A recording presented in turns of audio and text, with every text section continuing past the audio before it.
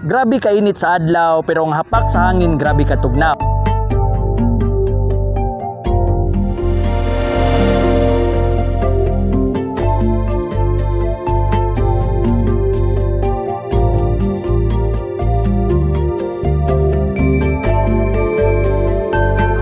What's up? It's me again, Pigado TV. Bagong adlaw, bagong vlog na pod ang atong pagahimuon ug bagong lugar na pod ang atong pagalantawon. Yogi ko ninyo atong diskubrihon kung unsa kanindot ang Lake Napalit.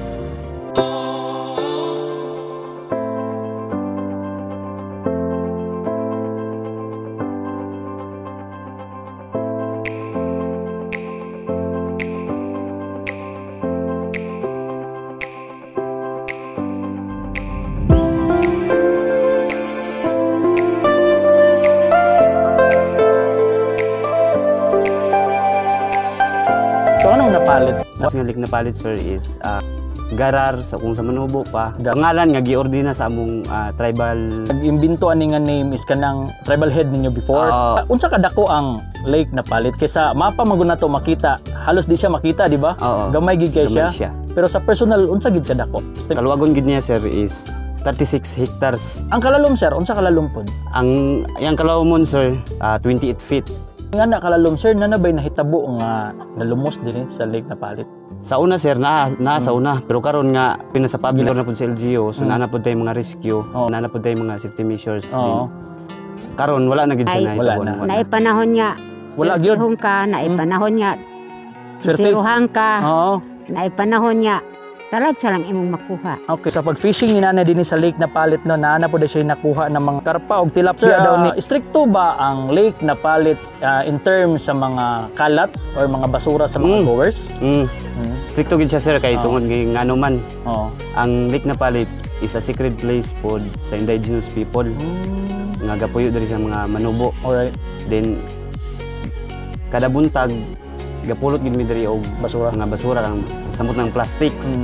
So ginapulot gid namo, then pagkahapon ginasegregate namo na kay ang atong giampingan ang kinaiyahan man kami nga Manubo diri, so na nature lovers na pud mi. Amo gyud ginaampingan ng lake para malayo pud siya sa pollution ba, polluted. So sayang pud og mabot sa panahon ba ang future generation di na nila maapsan ang lake kay mawala tungod kay gipasagdan. Mong banig mahalinan pud ka dinhi.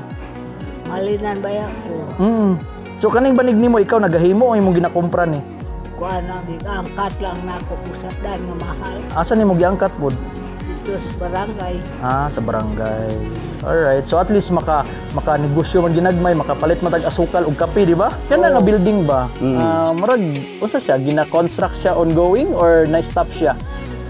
Na-stop siya pag-construct sir. Alright. So diha may dalan ta.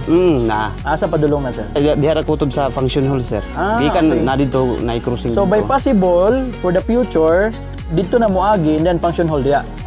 Okay. So pandre gyapon function gyapon diri. Alright. So pwede ra magtabok-tabok no. Oo. Pwede ra po dito moagi pikas. So kani kana nga building karon is na-stop. So propose for function hall. Kapila naman mo nag-adto di sa Lake Napalit? Ako ay ka third times na ni. Third times. Nganong gabalik-balik man ka, ma'am? Maka-relax man gud ta din higod. Okay. Nya presko kaayong hangin. Try ninyo diri guys og bisita ning Lake Napalit kay nindot gyud siya labi pa kanang mga broken hearted. Mga pwede ra diri isinggit ni iyang kasakit. Estimated nimo sa isa ka adlaw pila ka goers ang makasulod sa Lake Napalit? Sagara gyud sir ang daghan namo diri nga guest weekend. Okay. Then ang among weekdays gamay-gamay rin siya. Ihapon na to og pila ang musulod diri nga mga guests sa weekend. 100 plus. Dako na po siyang tabang mga kapigado sa mga lumulupyo dinhi sa Pigtaoranan no. Nakahatag gihapon og kaning small business like kanang mga tindahan. So di ba? So mga goers po palit maginag mga chicheria or mga snacks. So makatabang gihapon sila sa mga naninda diha sa Pigtaoranan ng mga visitor, di ba? Kuha ni nanay nga tilapia o kaning karpa daw. So gihatag niya sa tuwa worth 120 pesos kay 130 daw ang kilo. So atong paliton kay man na lang na daw siya ipalit og kaning asukal og kape no. Nanay.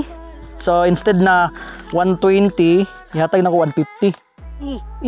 Okay na kayo? Okay, God bless. In terms of security sir, wala may hadlock din eh. Wala may hadlock diri sir kay diri og halimbawa og nay mag-overnight diri mga barangay tanod nato diri sa barangay. Connected man siya sa kuan Tourism Council. Naman ko nakita sa social media nga viral po ning Lake Napalit itong mga isda nga dagko. Oo, naato diri. Unsay tawag ato ng isda? Ang tawag nila ato is Pangasius. Pangasius. Pangasius ang tawag So nila. kana sir, gina-allowed ba na ninyo sa tourism diri nga okay lang pingwiton nila? Oh, pwede ra kay kitang diri ang Lake Napalit is free fishing man siya sa para sa mga guests. Mga tagpila pod ka kilo tong nakuha last time, nag-viral. Atong diri ito? sir is nato sa 45 kilos. Invite nimo ang mga wala pa nakaadto sa Lake Napalit o katong nakaadto nga gusto mo balik.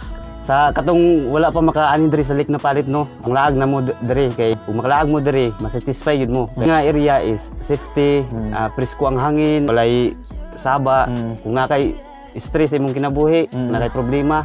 So kung makalaag ka diri murag mahiling siya ba. Oh yes, ma-relieve. Ma-relieve ang imong problema. At the same time, wala po'y signal no. Oh, way signal. Oh, so katong problema nimo nga pagbiyahe nimo diri, pag-abot mo diri ma-disconnect.